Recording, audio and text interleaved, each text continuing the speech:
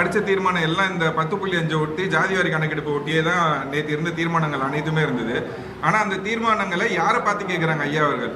ஏன்னா சில நாட்கள் முன்னாடி வந்து மத்திய அரசு என்ன சொல்லியிருக்காங்கன்னா, ஜாதிவாரி கணக்கெடுப்பு நாங்கள் எடுக்கிறோம்னு சொல்லியிருக்காங்க. மாநில அரசு எடுக்கக்கூடாது, எடுக்கவும் முடியாது, அது எடுத்தால் சரியா இருக்காது, நாங்கள் தான் எடுத்து அந்த டேட்டாவை ரிலீஸ் பண்ணணும்னு சொல்றாங்க. இப்போ கர்நாடகாவில் எடுத்துட்டாங்க, பீகாரில் எடுத்துட்டாங்கனாலுமே எல்லாத்தையுமே ஒன்று கேஸ் போட்டிருக்காங்க, இல்லை ஸ்டே வாங்கியிருக்காங்க. சரியான முறையில் நாங்கள் தான் எடுப்போம்னு சொல்லியிருக்காங்க. ஐயா அன்புமணி அவர்களோ இல்லை ராமதாஸ் ஐயா அவர்களோ என்ன பண்ணணும்னா, மத்திய அரசை பார்த்து நீங்க எப்ப எடுக்க போறீங்க, எப்ப டேட்டாவை ரிலீஸ் பண்ண போறீங்கன்னு கேட்கணும். அதை விட்டுட்டு இப்ப இருக்க ஆளுகின்ற ஸ்டாலின் அவர்களோட ஆட்சியை பார்த்து நீங்க ஏன் எடுக்கலன்னு கேட்குறீங்க. நான் அதே மாதிரி ஐயா அவர்கள் என்ன கேட்கிறாரு, உங்ககிட்ட எல்லாம் வந்து நான் வந்து இடஒதுக்கீடு பத்தி பேசணுமா அப்படின்னு சொல்லி ஐயா அவர்கள் ஒரு இடத்துல பேசுறாரு. நேற்று மாநாட்டில் வந்து ஐயா தம்பி ஸ்டாலின் அவர்கள் தான் கொடுக்கணுன்றாரு.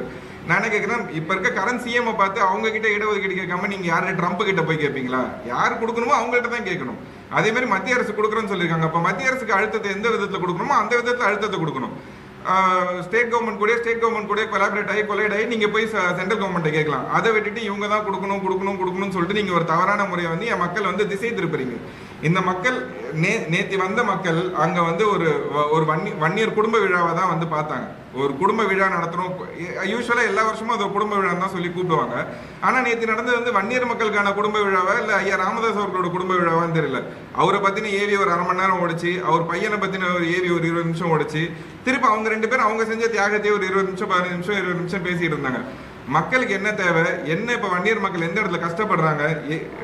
டேட்டாஸ் படி நம்மளோட அசம்பிளியில் சட்டசபையில் ரிலீஸ் ஆன டேட்டா படி 70% வன்னியர் மக்கள் இன்னும் குடிசை வீட்டில் இருக்காங்க. நீங்க கட்சி ஆரம்பிச்சு கிட்டத்தட்ட 35 40 ஆண்டுகள் ஆகுது. இந்த 40 ஆண்டுகளே இந்த வன்னியர் மக்கள் எப்படி இன்னும் வளர்ச்சி பாதைக்கு போகாம இன்னும் எப்படி அடித்தட்டு நிலையிலே இருக்காங்க?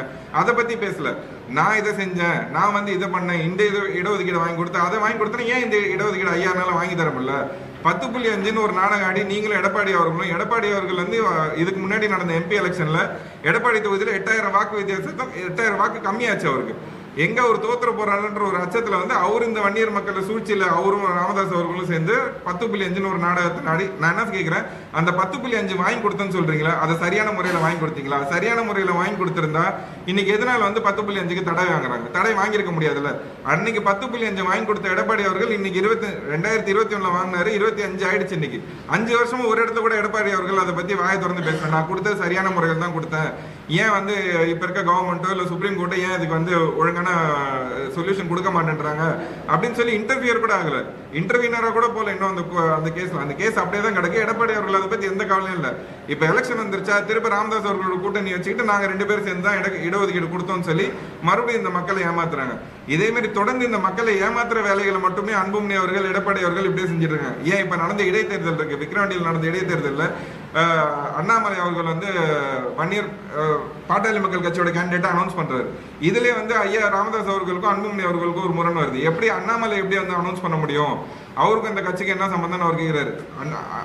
ராமதாஸ் அவர்களுக்கு பிஜேபி கூட கூட்டணி போறதுக்கு பிடிக்கல, அன்புமணி அவர்களுக்கு ஏடிஎம்கே கூட கூட்டணி போறது பிடிக்கல. இவங்க 2 பேருக்குள்ள இருக்க முரண் நம்ம ரீசெண்டா பார்த்திருப்போம். 2-3 மாநாட்டுல மீட்டிங்ஸ்லயே வந்து 2 பேரும் சண்டை போட்டுக்கிட்டாங்க. எல்லா மாநாட்டிலுமே வந்து இளைஞரணி தலைவர்னு ஒருத்தர் பேசாம இது இருந்ததே கிடையாதுங்க. எங்க மாவீரன் காடுவெட்டியார் அவர்கள் நடந்த 2000 2013 வரைக்கும் நடத்தின அத்தனை மாநாட்டிலுமே இளைஞரணி தலைவர்னு ஒருத்தர் பேசுவார். அன்புமணி தான் அதை பேசிட்டு இருந்தார். 2004 அன்புமணி அவர்கள் தான் பேசினாரு. அந்த இடத்த அவர் விட்டு கொடுக்கல. நேற்று நடந்த மாநாட்டில் எங்க இளைஞரணி தலைவர், எங்க ஒரு கட்சியோட இளைஞரணி தலைவரே இல்லாம மாநாடு நடத்துறீங்க? 2 நாள் முன்னாடி மாநாடுக்கு 2 நாள் முன்னாடி பூத்தாள் முறை என்ன சொல்றாரு, நான் இல்லாம எப்படி மாநாடு நடத்துவாங்க, எனக்கு சரியான முறையில் வந்து எனக்கு அழைப்பே கொடுக்கல அப்படின்றாரு. எதுவுமே சரியா பண்ணாம நீங்க உங்க குடும்பம், உங்க ஸ்டேஜ்ல பார்த்தா உங்க பொண்ணுங்க 3 பொண்ணுங்க நிக்கிறாங்க, நீங்க நிக்கிறீங்க, உங்க குடும்பம் முன்வரிசையில் உட்காந்துருக்காங்க. இந்த கட்சிக்காக தியாகம் பண்ணவங்க அப்ப யாரு? இந்த குடும்பம், உங்க பொண்ணு, பேத்தி, பேரன், இவங்களாம் தான் தியாகம் பண்ணாங்களா? இந்த கட்சிக்காக உழைச்சவங்க எல்லாருக்கும் படத்தை மட்டும் போட்டு காட்சி விட்டுருவீங்க. பதவின்னு வந்தா தலைவர் பதவி நீங்க எடுத்துப்பீங்க, எம்பி சீட் வந்தா எம்பி சீட் நீங்க எடுத்துப்பீங்க, உங்க மனைவிக்கு எம்பி சீட் கொடுப்பீங்க. இதே மாதிரி இது குடும்ப கட்சின்னு மாத்திட்டு போயிடுங்க. எதுக்கு இந்த மக்களை ஏமாத்துறீங்க? சௌமியா அம்மா அவர்கள் ஆயிரங்காலத்தாலோட வாட்டர் ட்ரீட்மெண்ட் இது பிளான்ட் சொல்லி அதுல வந்து அவங்க பேரை வைக்க சொல்றாங்க. நீங்க ஏன் அதுல போய் அவங்க பேர் வைக்கணும்? உங்க கையிலேயே இருக்கு வன்னியர் அறக்கட்டளை, உங்க சொந்த அறக்கட்டளை, அதுல போய் நீங்க ராமதாஸ் அறக்கட்டளையை மாத்தி வச்சிருக்கீங்களே, எப்படி அதை மாத்தி வச்சிருக்கீங்க? அப்பா இருக்கிற வரலையும் ஒவ்வொரு மக்கள்கிட்டையும் ஒரு பிடி மண்ணும் செங்கலும் வாங்கி அவங்க கட்டினது, மக்கள் கட்டின காலேஜ் அது. அதில் எப்படி நீங்கள் ராமதாஸ் அறக்கட்டளையும் போட்டிருக்கீங்க? அது 10,000க்கு 3 லட்சம் டொனேஷன் கேட்குறீங்க. உங்ககிட்ட 3 லட்சம் கொடுத்து நாங்கள் டொனேஷன் வாங்கி படிக்கிறது, நாங்கள் ப்ரைவேட் காலேஜ்லேயே படிச்சுட்டு போயிடுவோம்ல. நீங்க சொல்றீங்க 10.5க்கு நான் சிஎம் ஆனா சர்வே எடுப்பேன் அதை எடுப்பேன்னு அவ்வளோ சொல்றீங்க. அதெல்லாம் நீங்க பண்ணவே தேவையில்லை. இந்த விஷயத்துக்கு நீங்க என்ன 5 வருஷம் ஆயிடுச்சு அவர் இறந்து, 6 வருஷம் கிட்ட ஆயிடுச்சு. என்ன பண்ணிட்டீங்க? அறக்கட்டளை பேர் மாற்றி 3 லட்சம் டொனேஷன் வாங்கிட்டு தான் இருக்கிறீங்க. எந்த ஒரு வன்னியரோட மக்கள் யாருக்குமே இலவச கல்வி அறக்கட்டளை கிடைக்கிறதே இல்லை. ஆனால் மேடையா பேசிட்டு இருக்கீங்க. நீங்க இலவசமாக நாங்கள் கல்வி கொடுக்கணும்னு பேசுகிறோம். கல்வி கல்வி கல்வி கல்வின்னு தான் நேற்று ஃபுல்லாக நீங்கள் பேசுனீங்க. ஆனால் உங்கள் காலேஜில் நீங்கள் கல்வி அறக்கட்டளை கொடுக்கலாம்ல. நீங்கள் கல்வி அறக்கட்டளை இருக்குது சொந்தமாக, அதில் ஏன் நீங்கள் அப்படி மாற்றினீங்க? நேற்று ஒரே ஒரு மாநாடு தான் நடத்தினார். அவர் ஒரு மாநாடு நடந்ததுக்கே அவர் நாக்கு தள்ளிடுச்சு போல. அவருக்கு இங்கேருந்து நடக்கிறாரு, சுற்றி ஓடுறாரு. இத்தனை வருஷமா 1 இல்லை 2 இல்லை 12 மாநாடு கிட்டத்தட்ட எங்கள் அப்பா நடத்தினார். இவரை மாதிரி நடத்தல. எங்கள் அப்பா மாநாடு நடத்த மிக பிரம்மாண்டமாக போட்டு செட்டு முதல்ல மிக பிரம்மாண்டமாக போட்டு அத்தனை கோடி மக்களை வர வைப்பாங்க. வர வச்சு அவர் அழிஞ்சார். நீங்கள் வீட்டு உள்ள இருந்துக்கிட்டு நீங்கள் நல்லா காசு சம்பாரிச்சிங்க. இப்போ நீங்கள் ஓடி நீங்கள் பையன் அப்பா கிட்ட காமிக்கிறாரு கூட்டத்தை. அவ்வளோதான். இது மக்களுக்கான கூட்டமே கிடையாது. நீங்கள் உங்கள் அப்பா கிட்ட எனக்கு இவ்வளோ கூட்டம் இருக்கு அப்படின்னு சொல்லி நீங்கள் காமிக்கிறீங்க. அவர் என்ன பண்ணுறாரு? ஒன்றுமே இல்லை. அவர் அவர் ராமதாஸ் ஐயா என்ன சொல்கிறாரு? 4-5 ஃபோன் வச்சுட்டு நீங்கள் பேசுறீங்க, காக்கா பிடிக்காதீங்க அப்படி இப்படின்னு பேசுகிறாரு. யாரை பேசுகிறாரு? அன்புமணி ஐயாவை தானே பேசுகிறாரு. நீங்கள் பண்ணுற தப்பா அவர் எடுத்து சொல்கிறாரு. நீங்கள் வீட்டிலே இருந்து உட்காந்துக்கிட்டே நீங்கள் அரசியல் பண்ணால் ஒன்றும் பண்ணிட முடியாது, ரோடாக அலையணும், ஊராக போகணும் அப்படின்னு அவர் எடுத்து சொல்கிறாரு. அவர் ஆனால் சொந்த முகுந்தன் உங்கள் சொந்த தங்கச்சி பையன் தான், அந்த பையன் வரக்கூடாது அப்படின்னு சொல்லிட்டு அன்புமணி ஐயாவே பேசுகிறாரு. இவ்வளோ பிரச்சனை பண்ணுறாரு. நீங்கள் நாட்டில் இருக்க நம்ம வன்னியர் சமுதாய மக்கள் வளரணும்னு நீங்கள் எப்படி நினைப்பீங்க? அதுக்கு முதல்ல பதில் சொல்லுங்கள். நீங்கள் என்ன கேட்குறேன்? அன்புமணி அவர்கள் எனக்கு ஒரு வாய்ப்பு கொடுங்க அப்படின்னு சொல்லி நேற்று கேட்டார். நாங்கள் ஒரு வாய்ப்பு தரோம் அன்புமணி அவர்களுக்கு. வன்னியர் கல்வி அறக்கட்டளை 87 போராட்டத்துக்கு அப்புறம் 2000க்கு அப்புறம் ஆரம்பித்த வன்னியர் கல்வி அறக்கட்டளை ஒரு வன்னியர் மக்களும் கடைக்கோடி வன்னியர் மக்களும் அதில் அவங்களோட பங்கீடு இருக்குது. அந்த கல்வி அறக்கட்டளை இன்னைக்கு ராமதாஸ் அவர்கள் கையில் தான் இருக்குது. அதில் கிட்டத்தட்ட 20,000 கோடி சொத்து இருக்குது. ஒரு 300 மாணவர்கள்லேருந்து 400 மாணவர்கள் படிப்பாங்க. அவங்களுக்கு ஏன் இலவச கல்வி கொடுக்க முடியல? ராமதாஸ் அவர்களும் அன்புமணி ராமதாஸ் அவர்கள் இது ஒரு வாய்ப்பாக எடுத்துக்கிட்டு அந்த வன்னியர் கல்வி அறக்கட்டளையில் இலவச கல்வின்னு கொடுக்கலாம்ல. மாவீரன் காடுவெட்டியார் அவர்கள் இருந்த வரைக்கும் அது இலவச கல்வி அறக்கட்டளையாக தான் இருந்தது. அவர் மறைவுக்கு அப்புறம் அது பேர் மாற்றப்பட்டது, ராமதாஸ் கல்வி அறக்கட்டளை பேர் மாற்றப்பட்டாங்க. நேற்று சௌமியா அவர்கள் அதை கேட்குறாங்க. ஆயிரங்காணி ஆளவந்தாரோட இடத்துல வாட்டர் ட்ரீட்மெண்ட் பிளான்ட் இருக்கு, அதுக்கு அரசாங்கம் ஆயிரங்காணி ஆளவந்தாரோட பேரை வைக்கலாம்னு. சொந்த கல்வி அறக்கட்டளையில இந்த மக்களோட கல்வி அறக்கட்டளையில பேரை நீங்க திருடி மாத்திக்கிட்டீங்க. இது எப்படி உங்களுக்கு கூச்சமா இல்லையா? இது மற்றவங்களை பார்த்து கேட்கறதுக்கு நம்ம முதுகுல இருக்க அழுக்க நம்ம ஃபர்ஸ்ட் பார்க்கணும். நான் என்ன சொல்றேன், 10.5 ரிசர்வேஷன் இடஒதுக்கீடு இதை பத்தி மட்டுமே தான் நேற்று பேசினாங்க. இடஒதுக்கீடு கண்டிப்பா தேவை. இடஒதுக்கீடு கொடுக்குறேன், ரிசர்வேஷன் ஜாதிவாரி கணக்கெடுப்பு எடுக்கிறேன்னு சொல்லி ஆளுங்கட்சி சொல்லியிருக்கு, மத்திய அரசு சொல்லியிருக்கு. அதுக்கு என்ன அழுத்தம் கொடுக்கணுமோ அதை சொல்லணும். அதையும் விட்டுட்டாங்க. கலைஞர் அவர்கள் ஏமாத்திட்டாங்க. ஜெயலலிதா அம்மையார் சரியான முறையில் ரிசர்வேஷன் பண்ணிட்டாங்க அப்படின்னு சொல்றாரு. கலைஞர் அவர்கள் தான் 3 லட்சம் இழப்பீடு தொகை கொடுத்தாங்க. இன்னைய வரைக்கும் கலைஞர் அவர்கள் தான் பென்ஷன் கொடுக்குறாரு. அந்த 25 தியாகிகள் குடும்பத்துக்கு பென்ஷன் கொடுக்கறது கலைஞர் அவர்கள் தான். கலைஞர் அவர்கள் கொடுத்த பென்ஷன் தான் இன்னைய வரைக்கும் இருக்கு. அதை எங்கேயுமே நீங்க சொல்லவே இல்லையே. இன்னைக்கு செஞ்சாங்கன்னு சொல்றது நாங்க செஞ்சோம்னு சொல்றோம். 10.5 எடப்பாடி அவர்கள் கொடுத்தாரு. அது சரியான முறையில் கொடுத்திருந்தா நாங்களும் பயன்பட்டுருப்போம். இன்னைக்கு 5 வருஷம் எவ்வளவு கவர்மெண்ட் எக்ஸாம்ஸ் வந்துருச்சு, டிஎன்பிஎஸ்சி எக்ஸாம் வந்துருச்சு, எல்லாத்தையும் என் மக்கள் உள்ள போயிருப்பான். நீட் தேர்வு வந்துச்சு, எல்லாத்தையும் என்னோட மாணவர்கள் இன்னைக்கு டாக்டர் ஆயிருப்பான். யாருனாலுமே எதுவுமே உள்ள போக முடியலையே. ரிசர்வேஷன் அப்படியே தடைப்பட்டு கிடக்கு. இது உங்க 2 பேரோட சூழ்ச்சினால இதை மறைக்கிறதுக்கு நீங்க மத்தவங்க மேல பழி போட்டுட்டு இருக்கீங்க. அதே மாதிரி இந்த மாநாட்டுக்கு அண்ணன் திருமாவளவன் அவர்களை கூப்பிட்டாங்க. அது கூப்பிட்டுட்டு அவர் என்ன சொல்றாரு, ரோட்ல போறோம் யாரோ என்ன கூப்பிட்டா நான் எங்க போறது அப்படின்ட்டாங்க.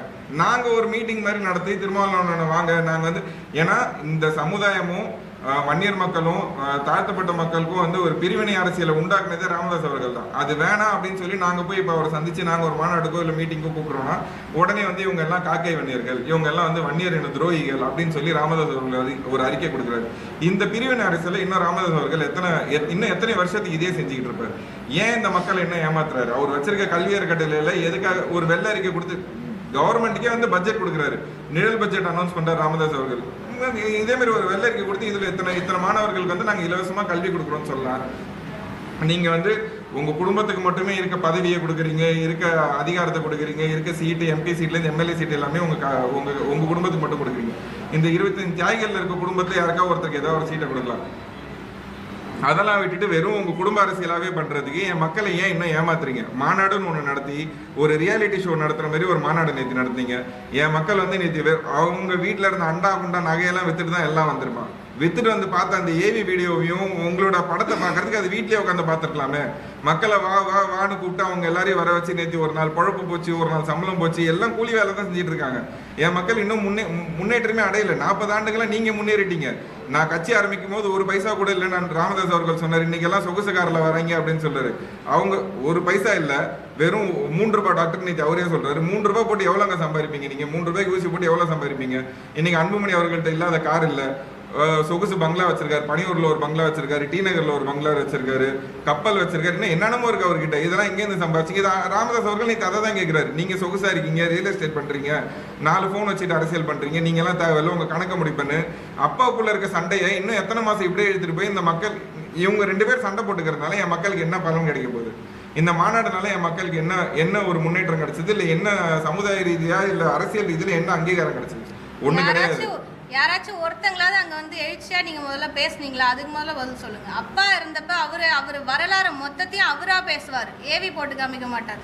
அப்படி இருக்குள்ள நீங்க யாருமே அங்க எழுச்சியாவே பேசல. நீங்க எந்த இடத்துலயுமே முதல்ல அன்புமணியே ஸ்டார்டிங்ல பேசவே இல்லை. அப்பா இருக்குள்ள பேசிக்கிட்டே தான் இருப்பாரு. அங்க மக்கள்ல பொறுமையா இருக்க சொல்லி எல்லாமே அவர் தான் சொல்லிட்டு இருப்பாரு. ஆனா நீங்க ஏன் பேசல? உங்க மேல கேஸ் விழுங்கோதுன்னு பயந்தீங்க. இத்தனை நாள் எங்க அப்பா இருந்தாரு, கோர்ட்டு கேஸ் வாங்கினாரு, கேஸ் இருந்தா பெயில் இருக்கும் அப்படின்னு சொல்லிட்டு அவர் பாட்டே இஷ்டத்துக்கு வாங்கினாரு. நீங்க நல்லா சொகுசா இருந்தீங்க. கேஸுக்கு பயந்து நீங்க எந்த இடத்துலயும் பேசாம இருந்துட்டீங்க. உங்க வாயாலே நீங்க ஒரு உண்மையை சொன்னீங்க. என்னது? மாவீரன் இருந்திருந்தா இதை விட பிரம்மாண்டமா செட்டு போட்டிருப்பாரு. அவர் இருந்திருந்தா நான் ஒரு மூலையில உட்காந்துருப்பேன், நான் இப்படி வந்து அலையணும்னு அவசியமே இல்லை அப்படின்னு நீங்களாவே ஒத்துக்கிட்டீங்க. அப்ப நீங்க இதெல்லாம் தெரிஞ்சு தானே பண்றீங்க. நான் கூட நினைச்சேன் நேற்று மாநாட்டில் வன்னியர் அறக்கட்டளை பத்தி பேசுவீங்க, மக்களுக்கு கொடுப்பீங்க, மக்களுக்கு நாங்கள் ஃப்ரீயாக படிப்பு சொல்லி கல்வி தரோம் அப்படின்னு உங்கள் அறக்கட்டையில் நாங்கள் படிக்க வைக்கிறோம் அப்படின்னு சொல்வீங்கன்னு நினச்சா. ஆனால் அதுக்கான எதுவுமே எந்த பேச்சுமே நீங்கள் பேசலை.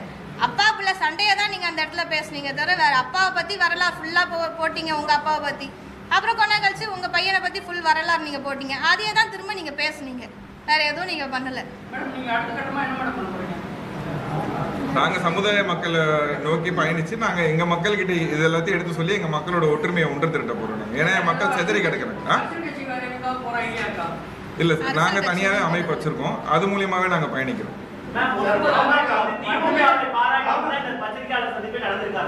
என்னங்க?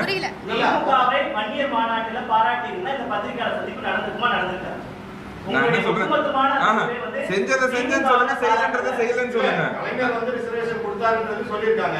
இதனால வரைக்கும் பாமக 10.5க்காக பல போராட்டங்கள் நடத்திருக்காங்க, நேரில் சந்திச்சு மனு கொடுத்திருக்காங்க. ஆனா நீங்க எலெக்ஷன் வரப்போ மட்டும் எழுந்துட்டு வரீங்க. உங்களுக்கு பின்னாடி நீங்க இப்ப சரியா கவனிக்கலன்னு அர்த்தம். 7 வருஷமா இதை பேசிக்கிட்டே தான் இருக்கோம். எலெக்ஷன் வரப்போ மட்டுமே இந்த மாதிரி வந்து ஒரு பிரச்சனையை வந்து எடுத்துட்டு வந்து சொல்றீங்க. மாநாடு நேற்று நடந்ததுனால இன்னைக்கு நாங்க அதை சொல்றோம். புரியல மாநாடு அது நேற்று மாநாடா நடக்கல. அது வெறும் அவங்க 2 பேரும் அவங்க குடும்ப நிகழ்ச்சியா தானே நடத்தாங்க. அது மாநாடா நடத்திருந்தா நாங்களும் இன்னைக்கு அமைதியா தானே இருந்திருப்போம். நாங்க என்ன கேட்கிறோம்? கல்வி அறக்கட்டளையில மக்கள்கிட்ட கொடுங்கன்னு கேட்கிறோம்.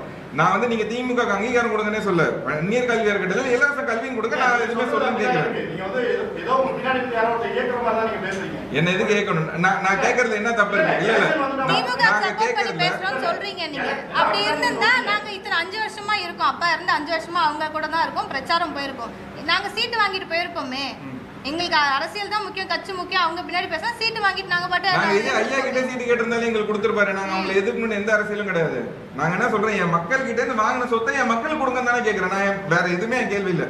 இங்க இந்த பிரஸ் மீட்ல நான் சொல்ற ஒரே விஷயம் என்னன்னா, வன்னியர் கல்வி அறக்கட்டளையில வன்னியர் மக்களுக்கு திரும்ப கொடுங்க. ஏன் ராமதாஸ் கல்வி அறக்கட்டளை பேரை மாத்திருக்கீங்க? அதுல இருக்க சொத்தோட விவரங்களை வன்னியர் மக்கள் கிட்ட கொடுத்து வன்னியர்களுக்கு இலவச கல்வி கொடுங்கன்னு கேட்கிறேன். இதுல என்ன தப்பு?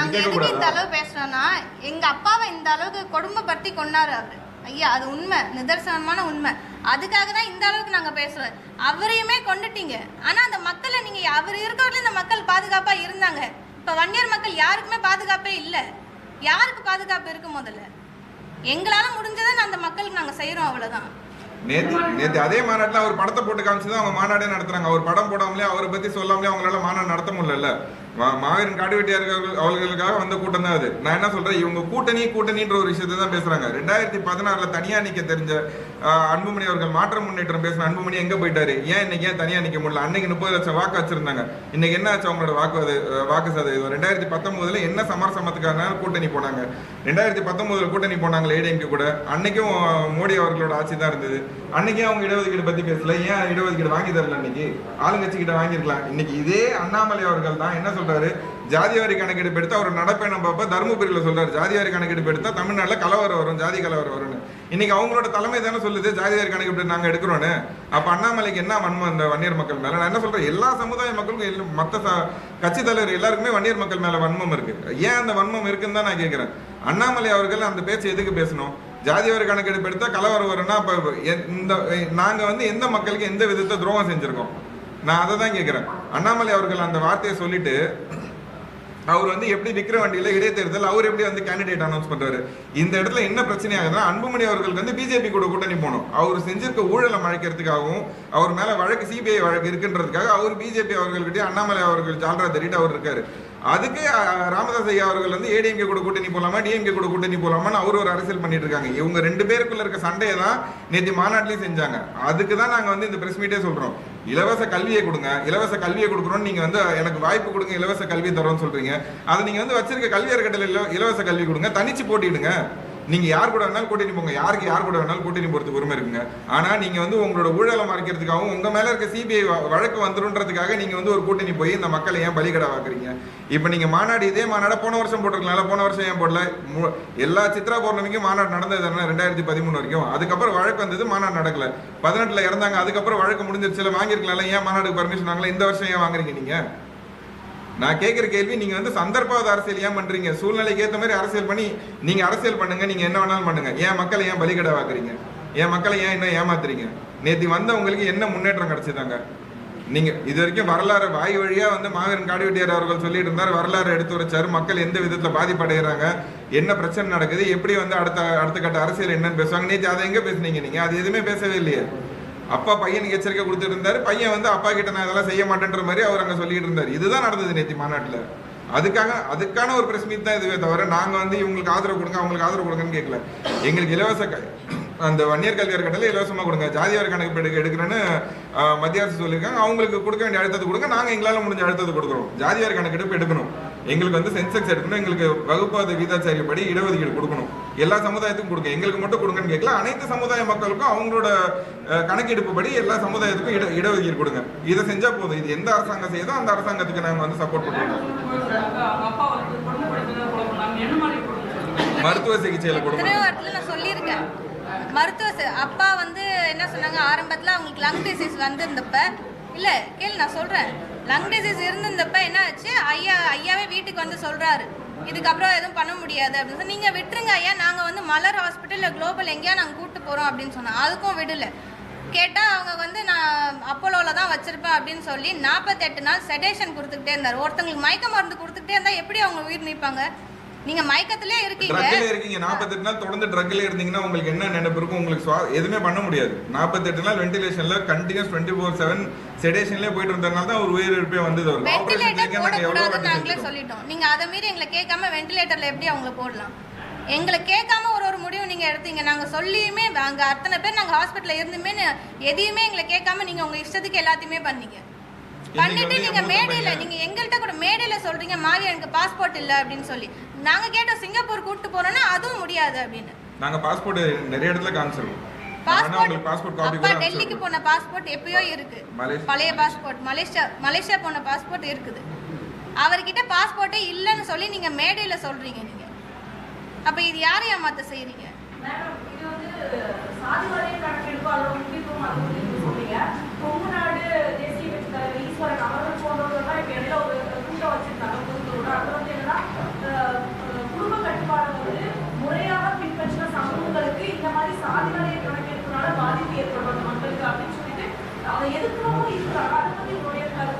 இல்ல ஜாதிவாரி கணக்கெடுப்பு நாங்க வந்து எல்லாருக்குமே எல்லாரோட பங்கீடு கொடுங்கன்னு தானே சொல்றோம்.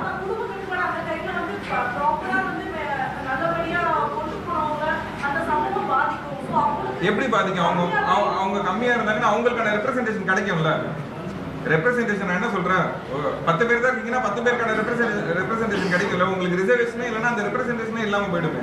நீங்க வந்து சொல்றீங்க மைனாரிட்டிஸ் இருக்காங்க, ரொம்ப கம்மியான மக்கள் இருக்காங்க அப்படின்னா அவங்களுக்கு எந்த இடத்துல நீங்க வந்து கணக்கீடு எடுத்து அவங்க இவ்வளவு பேர் இருக்காங்க அவங்களுக்கான தனித்துவமான ரெப்ரசன்டேஷன் கொடுக்கணும்னு சொன்னாதானே உங்களுக்கு கிடைக்கும். நீங்க ரெப்ரசன்டேட்டிவே இல்ல, உங்களுக்கு ரெப்ரசன்டேஷன் இல்லைன்னா உங்களுக்கு என்ன கிடைக்கும்? உங்களுக்கு எந்த ஒரு சலுகையும் கிடைக்காதுல்ல. எங்கேயுமே உங்களுக்கு எப்படி சொல்றது, காலேஜோ அட்மிஷன்ஸ்லயோ ஸ்கூல்ஸ்லயோ காலேஜ்லயோ ப்ரொமோஷன்லயோ எதுலையுமே எந்த வாய்ப்புமே இருக்காதுல்ல.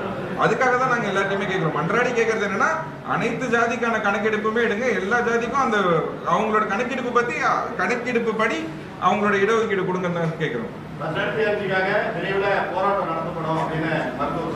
அவர் 7 வருஷமா சொல்லிட்டு தான்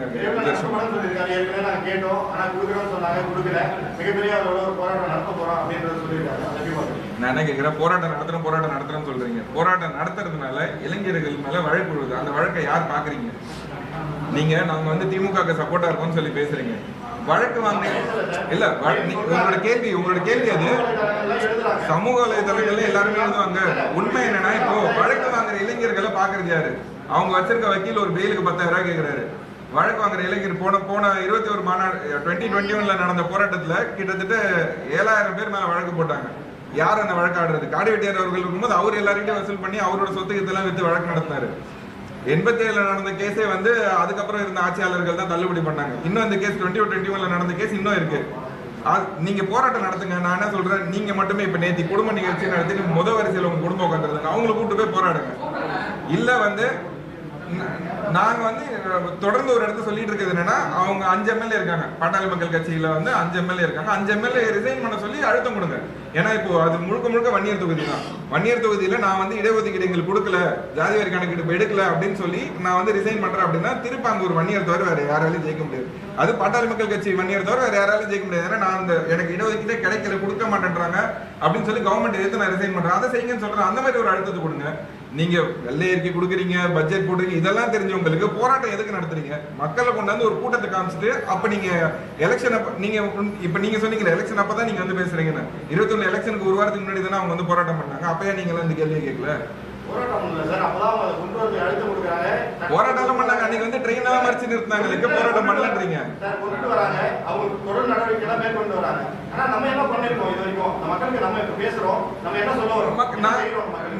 நாங்க இது வரைக்கும் 4 முறை சிஎம் பார்த்து இதே கேஷ் பேஸ் சென்சஸ் ரிப்போர்ட் எடுங்கன்னு சொல்லி கொடுத்துருக்கோம்.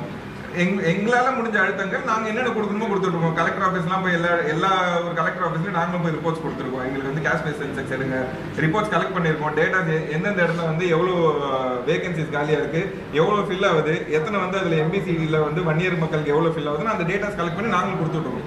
எங்களால நாங்க வந்து ஒரு பெரிய இன்ஃப்ராஸ்ட்ரக்சர் வந்து ராமதாஸ் அவர்கள் வச்சிருக்காரு. இந்த வன்னியர் மக்களுக்கு நான் தான் அடையாளம்னு சொல்றாரு. அதனாலதான் அவங்களை பார்த்து இந்த கேள்வி கேட்கிறோம். இதே வன்னியர் மக்கள் வந்து திமுகல இருக்காங்க, அதிமுகல இருக்காங்க, பிஜேபியில இருக்காங்க. அவங்களை பார்த்து நாங்க கேட்க முடியாது. அவங்க வேற கொள்கையில இருக்காங்க. அவங்க கட்சியோட கொள்கை அடிப்படையில் அவங்க போயிட்டாங்க. வன்னியர் மக்கள்னால மட்டுமே உருவாக்கப்பட்ட கட்சி இது. வன்னியர் கட்சி நேற்று மஞ்சள் கலர் டிஷர்ட் போட்டு வந்து ராமதாஸ் அவர்கள், அன்புமணி அவர்கள் தானே.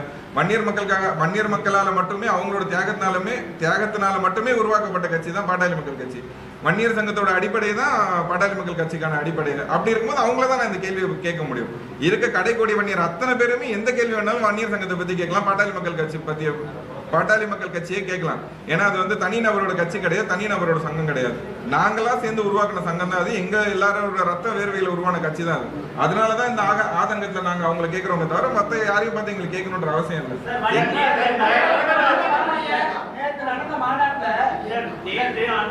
பேசும்போது இந்த சமுதாயம் வந்து எந்த அளவுக்கு பாதிக்கப்பட்டிருக்குன்னு சொல்லி பெரிய பட்டியலே போட்டிருக்காரு. எம்பிசி இடஒதுக்கீடு கொடுத்ததுக்கு அப்புறமும் வந்து இந்த சமுதாயம் வந்து எந்த விதத்திலும் முன்னேறல அப்படின்னு சொல்லியிருக்காரு. அப்போ இந்த வன்னியர் சமுதாயத்துக்காக என்னென்ன பிரச்சனைகளா இருக்குன்னு சொல்லி பட்டியல் போட்டு பேசியிருக்காரு. ஆனா நீங்க என்ன சொல்றீங்கன்னா அது குடும்ப விழா அப்படின்னு சொல்லிட்டு இருக்கீங்க. ஆமா, நான் தான் சொல்றேன். 20 நிமிஷம் நீங்க முழுசா அந்த 2 மணி நேரம் அந்த மாநாடு 2-3 மணி நேரம் மாநாடு பாத்தீங்கன்னா ஒரு 4 டான்ஸ் நடந்துச்சு. பேச வந்த யாரையுமே பேசவில்லை. 2 நிமிஷத்துக்கு மேலே யாரையும் பேசவில்லை. அந்த டான்ஸ் எல்லாம் நிறுத்திட்டு எல்லாருக்குமே கொஞ்சம் விலாவரியா பேச விட்டுருந்தா எல்லாரும் அவங்கவுங்க தொகுதியில் இருக்க பிரச்சனையை பேசியிருப்பாங்க. ஒட்டுமொத்தமாக இவர் அன்புமணி அவர்கள் பேசினது அவரோட எம்பவர்மெண்ட்டை காமிக்கிறதுக்காக பேசுவாரு. ஐயா ராமதாஸ் அவர்கள் வந்து அவர் செஞ்ச தியாகத்தை பேசிட்டு இருந்தார். அவங்க 2 பேரும் அவங்களோட ஃபேமிலியை தான் அங்கே டிஸ்கஸ் பண்ணாங்களே தவிர மக்களுக்கான பிரச்சனையை டிஸ்கஸ் பண்ணல. அவங்க சொல்றாங்களே எம்பிசி இடஒதுக்கீடு கிடைச்சதுக்கு அப்புறம் வன்னியர் மக்கள் இன்னும் வளர்ச்சி அடையல. அதை நாங்க எல்லா வருஷமும் சொல்லிட்டு தான் இருக்கோம். இன்னும் அந்த பிரச்சனையை தானே இங்க வந்து நான் சொல்றேன். எங்களுக்கு இடஒதுக்கீடு வேணும், அந்த இடஒதுக்கீடுல நாங்க பலன் அடையல, முழுமையான பலன் அடையல, எங்களுக்கு தனி இடஒதுக்கீடு கொடுங்கன்றது தான் நாங்க இப்ப கேட்கறோம். அது அந்த ஒரு வாரத்தையில முடிஞ்சிருது. அதுக்கப்புறம் நீங்க பேசினாலும் உங்க அரசியலும் நான் பெரிய ஆளா இப்போ ராமதாஸ் அவர்கள் வந்து இவர் தலைவரே இல்லைன்னு சொல்லி எடுத்துட்டாரு, ஒரு 10-15 டேஸ் முன்னாடி எடுத்தார். அதுக்கான போராட்டமும் அதுக்கான போட்டி மனப்பான்மையில தான் இந்த மாநாடே நடத்தாரு நேற்று அன்புமணி அவர்கள், வேற எதுவுமே கிடையாது. அதுதான் நான் இங்க சொல்றேன். கார்கள் நிற்பதற்கும் கூரை வீட்டுல இருந்தவன் மாடிக்கிட்டு வந்ததுக்குமே என்னோட உழைப்பு தான் காரணம் ராமதாஸ் பேசியிருக்காரு. அதான் ஐயா நான் நான் என்னங்க ஐயா கேட்குறேன், 3 ரூபாய் ஊசி போட்டு தான் நான் உழைச்சி தான் அதை ஒரு வாரம் ஃபுல்லாக உழைச்சி நான் வந்து சிகிச்சை பார்த்து அதை எடுத்துகிட்டு போய் தான் கட்சி நடத்தினார். 3 ரூபாய் வச்சிருந்தவர் இன்னைக்கு எப்படி வந்து இவ்வளோ பங்களா வச்சிருந்தாரு? அதுக்கு ஒரு வழி சொன்னீங்கன்னா என் மக்கள் எப்படி வளர்ந்தாங்கன்னு நானும் சொல்ல முடியும். ஏன்னா இவர் சம்பாரிச்சிட்டாரு. ஒரு கூட்டணியிலும் போய் இப்போ எவ்வளோ வாங்கினாங்க அந்த ஃபிகர்ஸ் எனக்கு தெரியாது. எல்லா கூட்டணியிலும் போயிட்டு இவங்க மாற்றி கூட்டணி வச்சுட்டு இவங்க சம்பாரிச்சிட்டாங்க. அன்புமணி அவர்களும் ப்ராக்டிஸ் பண்ணல, அவர் பிராக்டிசிங் டாக்டர் கிடையாது. ராமதாஸ் அவர்கள் பிராக்டிஸ் பண்ணாரு, கொஞ்ச நாளுக்கு அவருக்கு இருந்த பர்சனல் பிரச்சனைனால அவர் பிராக்டிஸ் நிறுத்திட்டாரு, அரசியலுக்குள்ள வந்துட்டாரு. அப்படி இருக்கும்போது எப்படி இன்னைக்கு இவ்வளவு சொகுசு பங்களால இருக்காங்க, எப்படி இவ்வளவு சொத்து சேர்த்தாங்க? ஆளுங்கட்சியாவும் இல்லை, இவங்க எதிர்கட்சியாவும் உட்காரல. அதான் சொல்றேன், இவங்க ஐயா இது வரைக்கும் எந்த பதவியிலையும் வந்ததில்லை, இன்கம் வர மாதிரியான எந்த பதவியிலும் இருந்ததில்லை. அப்புறம் எப்படி இவ்வளவு சொத்து சேர்த்தாங்க? என் மக்கள் வந்து அன்னை காலகட்டத்திலேருந்து இன்னை காலம் வரைக்கும் விவசாய மக்களாக தான் இருந்திருக்காங்க. அவங்க விவசாயம் செஞ்சு அவங்க உழைக்கிறாங்க, வருது, அந்த வருமானத்தை தான் இருக்காங்க. ட்ரேடிங் பிசினஸ்ல இல்ல வன்னியர் மக்கள். பெரிய இண்டஸ்ட்ரீஸோ அந்த மாதிரி எதுவுமே வச்சிருக்க வன்னியர் மக்கள் எங்கேயுமே கிடையாது. முழுக்க விவசாய மக்களாக தான் இன்னை வரைக்குமே இருக்காங்க. ஒரு சில பேர் இங்கே அங்கே இருப்பாங்க. அந்த விவசாய மக்கள் அவங்க குடும்ப பாரம்பரியமா இருக்க சொத்து இதை வச்சு அவங்க வசதியா இருக்காங்க, வீடு வசதி இருக்கே தவிர மற்றபடி 70% வன்னியர் மக்கள் இன்னும் குடிசை வீட்டில் தான் இருக்காங்கன்றது தமிழ்நாடோட கவர்மெண்ட் ரிலீஸ் பண்ண டேட்டா. அந்த டேட்டாவை தான் நான் இங்கே உங்களுக்கு ப்ரெசென்ட் பண்ணுறேன்.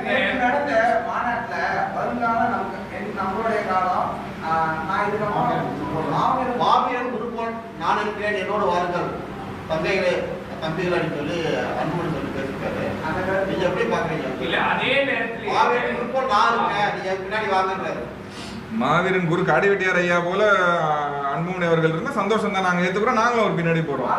அவரோட கொள்கையை ஃபாலோ பண்ணி இருந்தா பரவாயில்ல. மாவீரன் காடிவெட்டியார் அவர்கள் அவர் இறக்கும் போது அவர் பையில 20,000 ரூபாய் இருந்தது. இன்னைக்கு அன்புமணி அவர்களோட சொத்து விவரத்தை எடுத்து பாக்குறீங்களா நீங்க போயிட்டு? இன்னை வரைக்கும் கடன்ல இருக்கு அவரோட குடும்பம். மாவீரன் காடிவெட்டியார் அவர்களோட குடும்பம் கடன்ல இருக்கு. இன்னை வரைக்கும் அவரோட வீடு கட்டப்பட்ட வீடு 10 வருஷமா கட்டின வீடு கட்டின இடத்துல இருக்கு, இன்னும் வீடு கட்டி முடிக்கல. அந்த நிலைமையில தான் அவரோட குடும்பம் இருக்கு. அன்புமணி அவர்களோட குடும்பம் அப்படி இருக்கா? வெறும் பண வெறியும் பதவி வெறியும் பிடிச்சவர் தான் அன்புமணி அவர்கள். நான் பேசுற கருத்தை விட்டுருங்க. அவர் மாவீரன் படியே நான் இருக்கேன், அவர் மாதிரியே நான் ரீப்ளேஸ் பண்றேன்னா சந்தோஷம், நாங்களும் அதை ஏத்துக்கிறோம், அவரை ஃபாலோ பண்றோம். இல்ல அத கேக்குறேன். நேத்து அந்த மாநாட்டுல காடுவெட்டியாருடைய பேர் சொன்ன போதே அங்க இருக்கிற கூட்டங்கள் பாத்தீங்கன்னா அதிக சத்தங்களும் இதுவும் வந்து இது பண்ணியிருக்காங்க.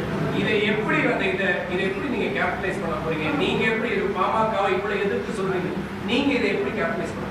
இல்ல இதை நான் கேபிட்டலைஸ் பண்ணுன்றதை விட எப்படி வந்து தேவர் சமுதாய மக்களுக்கு தேவரையா ஒரு ஐகானை வச்சு அவங்க சமுதாயம் முன்னேறுதோ அதே மாதிரி தேவேந்திர குல வேளாளர் மக்களுக்கு வந்து